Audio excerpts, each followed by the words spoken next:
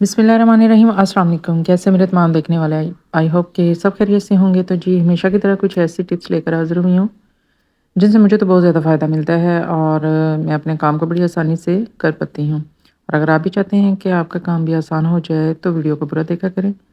और वैसे भी इन दिनों आप सबकी सपोर्ट की मुझे बहुत ज़रूरत है, क्योंकि आजकल वीडियो में व्यूज़ बहुत ज़्यादा कम आ रहे हैं और उसमें मेरी अपनी कमज़ोरी है, क्योंकि मेरे जो है ना डेली बेस पे मैं वीडियो अपलोड नहीं कर पा रही हूँ। और ऐसा इस वजह से है कि मेरे हस्बैंड की तबीयत ठीक नहीं रहती है और मेरा जो ज़्यादा टाइम है वो उनकी देखभाल में गुजर जाता है।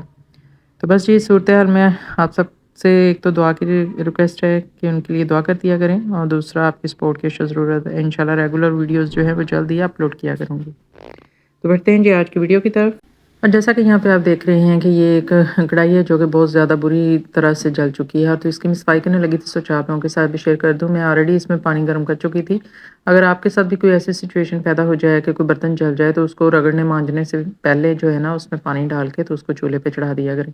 ये मैंने दोबारा से पानी निकाल लिया था आप लोगों को दिखाने के लिए है जी, दोबारा इसमें पानी ऐड करके मैं ना इसको चूल्हे पे चढ़ा रही हूँ। तो पानी डाल के जितना-जितना जो उसका एरिया जला हुआ है वहाँ तक आपने पानी ऐड कर देना है, और ये मैंने 1 चम्मच जो है इसके अंदर मीठा सोडा ऐड कर दिया है। इससे जितने भी वो जले हुए के दाग होंगे वो बड़ी आसानी के साथ जो है ना उतर जाएँगे, और पानी को यहाँ पे बॉयल होने के लिए तक छोड़ देना है।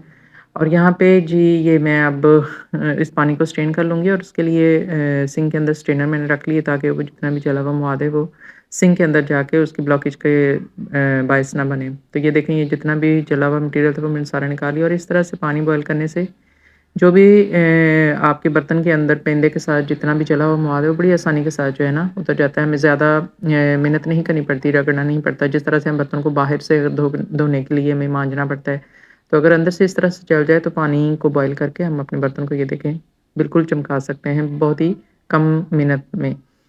तो यहाँ पे आप देख सकते हैं कितनी आसानी के साथ सारा जला हुआ मटेरियल जो है वो उतर गया है। तो आइंदा अगर आपके साथ भी कोई ऐसी सिचुएशन हो बर्तन जल जाए, तो उसमें बजाय इसके कि पहले उसको रगड़ने बैठ जाएँ, उसमें पानी बॉयल कर लिया करें उस मटेरियल को उतारने के लिए।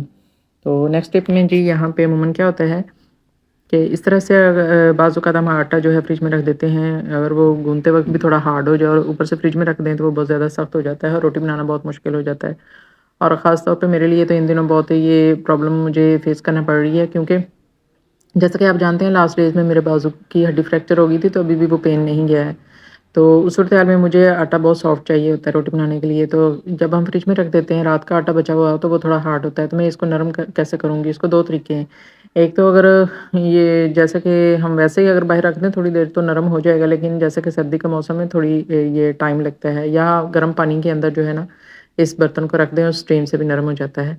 लेकिन उसके लिए इतना बड़ा बर्तन चाहिए। ख़ैर एक और जो जिस तरीके से मैं इसको नरम कर रही हूँ, मैंने जो है ना इस आटे को 1 मिनट के लिए जो है ओवन में रख दिया है, और उससे आटा बहुत ज़्यादा सॉफ्ट हो जाता है और बिल्कुल नॉर्मल कंडीशन में आ जाता है। यहाँ पे आप देख सकते हैं कि ये कितना सॉफ्ट हो गया है आटा। यानी मैंने इसको सिर्फ़ 1 मिनट जो है ओवन में रखा है। आप आटे की मिकदार के हिसाब से उसको टाइम लगा लें, और ये देखें बिल्कुल ही सॉफ्ट हो गया है। बड़े आराम से जो है मैं इसकी रोटी बना लूँगी। तो ये डिफरेंट 2 मेथड्स हैं इसको। एक तो ये आप गर्म पानी के अंदर जिस बाउल में आटा होता है उसको गर्म पानी के अंदर रख दें 5 से 10 मिनट, तो वो सॉफ्ट हो जाएगा, लेकिन उसके लिए आपको 5 या 10 मिनट वेट करना पड़ेगा। लेकिन अगर आपको जल्दी है तो आप इस तरह से ओवन में भी आटे को नरम कर सकते हैं। आई होप आपको ये वाला आइडिया और ये वाली टिप जो है पसंद आई होगी। खैर मुझे तो इस टिप ने बहुत ज़्यादा फ़ायदा दिया है। नेक्स्ट टिप की तरफ बढ़ते हैं जी। और यहाँ पे आप देख रहे हैं कि ये मेरे हाथ में एलसीडी यानी एलईडी का ये रिमोट कंट्रोल है। हमारे तमाम घरों में ये हम ऐसे ही करते हैं कि इसको कवर चढ़ा के रखते हैं ताकि ये ख़राब ना हो, उस पे स्क्रैचेस वगैरह ना आएँ, और ये जब इसको इस तरह से किसी भी ये ट्रांसपेरेंट शीट से हम कवर कर देते हैं। तो आज मैं आपको एक बहुत ही आसान मेथड से इसको कवर करना बताऊँगी कि ये हमारे घर में जो ये रैपिंग शीट होती है क्लिंग रैप के नाम से, तो इसके साथ अगर हम इसको रैप कर लें तो एक तो ये है कि बहुत जल्दी इसके साथ रैप हो जाएगा, और दूसरा ये है कि किसी भी किस्म की हमें स्कॉच टेप वगैरह लगा के इसको जोड़ना नहीं पड़ेगा। जो भी हम अगर दूसरे किसी ट्रांसपेरेंट शीट से हम इसको रैप करते हैं तो हमें टेप लगा के उसको जोड़ना पड़ता है। तो ये इसकी ख़ासियत ये होती है इस शीट की कि ये बड़ी जल्दी जो है ना किसी भी चीज़ के साथ इस तरह से चिपक जाती है। तो अगर आप भी अपने रिमोट कंट्रोल को इस तरह से पैक करके रखते हैं, कवर करके रखते हैं, तो ये एक बेस्ट ऑप्शन है आपके लिए कि इस तरह से क्लिंग रैप के साथ जो है ना इसको कवर करके रखें। एक तो इससे काम बहुत जल्दी हो जाता है और दूसरा ये सिक्योर भी हो जाता है। अगले टिप की तरफ बढ़ते हैं और ये भी क्लिंग रैप को लेकर ही है। हम किसी भी मकसद के लिए इसका जब इस्तेमाल करते हैं तो ये इस तरह से जो है ना इसको उतारना थोड़ा मुश्किल हो जाता है। ये इस तरह से चिपकी होती है, जैसे कि यहाँ पे आप देख रहे हैं कि एक तो इसका जो है ना सिरा वो जल्दी से उतरता नहीं है। तो किस तरह से हम इसको जल्दी-जल्दी उतार सकें, अपना बहुत सा टाइम जो है वो बचा सकें, तो सिंपल एक मैं आपके साथ ट्रिक जो है ये शेयर कर रही हूँ कि साइड से इस तरह से फ़ोल्ड करते हुए, इसको रोल करते हुए आप जब भी यूज़ कर लें, यूज़ करने के बाद इस तरह से इसको पेस्ट कर दें।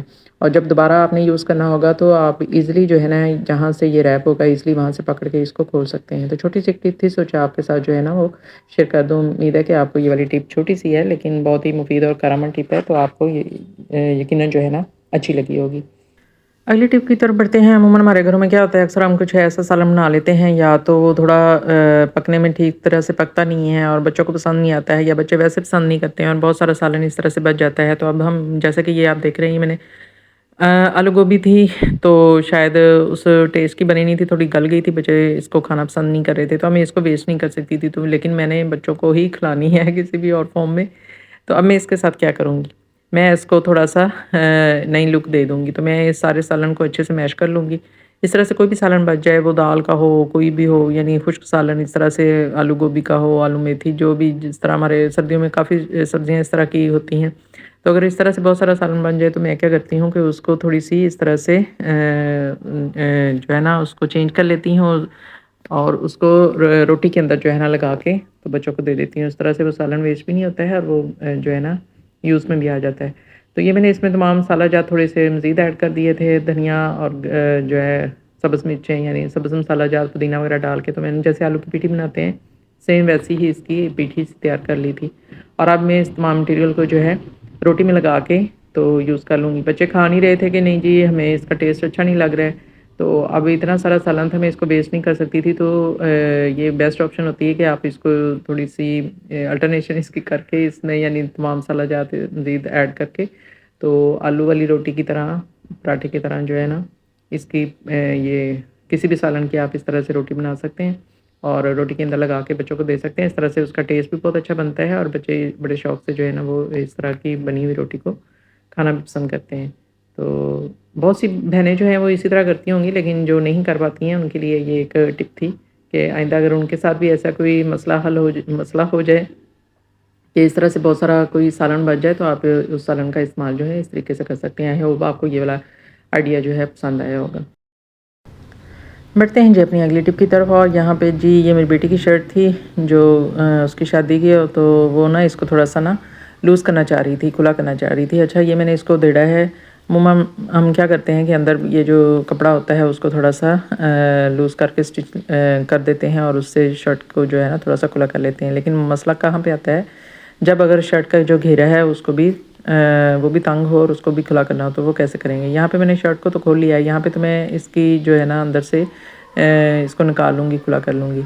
लेकिन उसका कहना था कि इसके घेरे को भी जो है ना खुला किया जाए, क्योंकि ये भी तंग है। तो वहाँ पे मैं क्या करूँगी, यहाँ पे देखें ऊपर से जो कपड़ा आ रहा है ना, यहाँ पे वो तिरछा कट करके तो उसकी कटिंग कर दी गई है। मज़ीद मैं उसके घेरे में से कपड़ा जो है ना नहीं निकाल सकती। अगर कभी आपको भी घर में इस तरह से कपड़ों को खुला करना हो, बड़ा करना हो, तो आप छोटे कपड़ों को, यानी जो पहले आपको आप महसूस करेंगे वो छोटे हैं, तंग हैं, तो उसको कैसे खुला करेंगे, तो स्पेशली ये घेरे से। तो उसके लिए सबसे पहले तो ये मेरे घर में ही ये उसके मैचिंग का कपड़ा जो था ये पड़ा हुआ था, बाय चांस ही वो उसके साथ मैच हो गया, तो वो मैंने ले लेना है और चारों साइड्स पे जो है ना इसको अटैच कर दूँगी, यानी जोड़ डालूँगी आगे और पीछे। दोनों, 2 तरफ आगे की तरफ और 2 जो बैक साइड पे बनती हैं। तो इस कपड़े को मैं इस तरह से तकरीबन 2-2 इंच जो है इसके साथ जोड़ डाल के इसको अटैच कर लूँगी यहाँ पे। फिर मैंने जो है इसके साथ कोशिश की है कि जो जिस तरह का काम है, जिस कलर का, उसके साथ फैंसी जो है ना वो लेस ले आऊँ। अगर आपके पास यानी फैंसी नहीं है तो आप वैसे किसी कपड़े को अगर जोड़ना चाहते हैं ना, तो कोई दूसरी सिंपल जो धागे की लेस होती है वो भी आप लगा के उसको डिज़ाइनिंग थोड़ी सी करके तो इस तरह से कपड़े को अपने यानी शर्ट को बड़ा कर सकते हैं, खुला कर सकते हैं। तो ये मैंने लेस ली है, ये मैं पहले ये यहाँ पे जोड़ मैंने डाल लिया है कपड़े का। चारों तरफ मैंने इस तरह से कपड़े को अटैच कर लिया है। अब जो भी मेरे पास ये लेस है उसको मैं डबल करके यहाँ पे लगा दूँगी, क्योंकि इसकी जो लेस की चौड़ाई है वो थोड़ी मुझे कम मिली थी मैचिंग में, तो इसलिए मैं इसको डबल करके यहाँ पे अटैच करूँगी। अगर तो ये सिलाई मशीन के साथ अटैच हो सकती है तो उसके साथ कर लूँगी, अदरवाइज़ जो है मैं इसको हाथ से ही सिलाई करके तो इसके साथ लगा लूँगी। तो यहाँ पे आप देख सकते हैं ये बिल्कुल इसके साथ मैंने कोशिश की है कि मैचिंग लो, जिस तरह के वो सीक्वेंस का वर्क शर्ट में हुआ हुआ है वैसे मैंने लेस यहाँ पे ले ली है।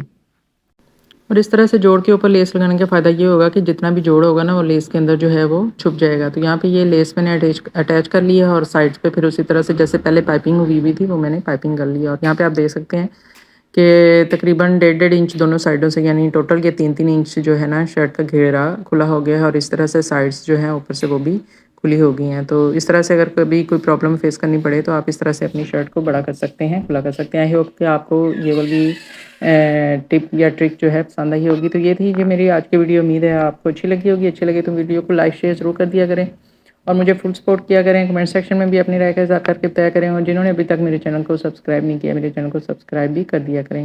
नेक्स्ट वीडियो में मुलाकात होगी। अल्लाह हाफिज़।